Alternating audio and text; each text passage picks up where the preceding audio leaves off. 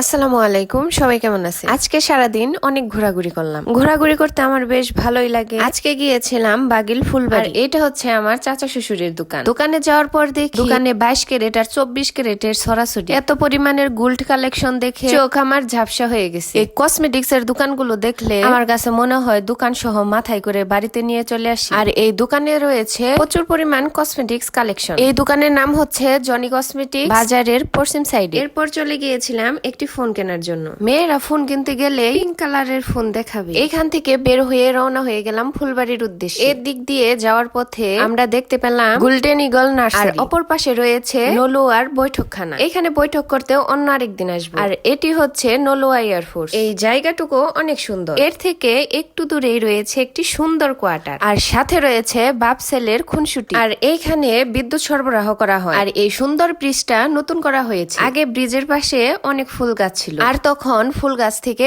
অনেক ফুল নিতাম। এই ফুল গাছগুলোকে অনেকে হয়তো বা খেয়াল করেছে, অনেকে হয়তো বা খেয়াল করেনি। এখান দিয়ে যাওয়া আসার সময় আমি আর আমার হাজবেন্ড অনেক ফুল নিয়েছি। আর এইগুলো হচ্ছে গরিব অসহায়দের জন্য ছোট্ট ছোট্ট ঘর। আর এইখান থেকে শুরু হয়েছে অনেক ইট ভাটা। আর এই ইট ভাটাগুলো যখন পানি আসে তখন বন্ধ করে দেওয়া হয়। আর এইটা হচ্ছে আমাদের বাসুলিয়া চাপড়াবি। আর এই গাছটি দেখার জন্য অনেক দূর দূরান্ত থেকে মানুষ আসে। আর এইগুলা মূলত এখানে জমা রাখা হয়েছে। পর্যটকরা যখন বেড়াতে আসে তখন এইগুলো নিয়ে বের হয়ে পড়ে। মাঝখানে একটু দেরি হয়ে গেল মিষ্টির দোকানে। নানু বাড়ি যাওয়ার পর সবাইকে দেখে খুশিতে মনটা ভরে যায়। সবাই একসাথে হলেও অনেক পরিমাণে গল্প গুজব করা হয়। গল্পে এত মত্ত থাকার কারণে আমি একটি ক্লিপও নিতে পারিনি। একটু পর দেখে আমার ননাসের হাজবেন্ড অনেকগুলো মাছ নিয়ে এসেছে। এই বাড়িতে সবাই একত্র হওয়ার মূল কারণ হচ্ছে এই বাড়ির একমাত্র ছেলে কালকে বিদেশ চলে যাবে। আসাদের জন্য রইল অনেক অনেক শুভকামনা। এই বাড়িতে রয়েছে অনেক নাতিপুতি। ভিডিও করার পারমিশন থাকলে দেখাতাম আমরা কতজন মানুষ একত্র হই। আমার কাছে খুব ভালো লাগে। যাই হোক, সবাইকে বিদায় জানিয়ে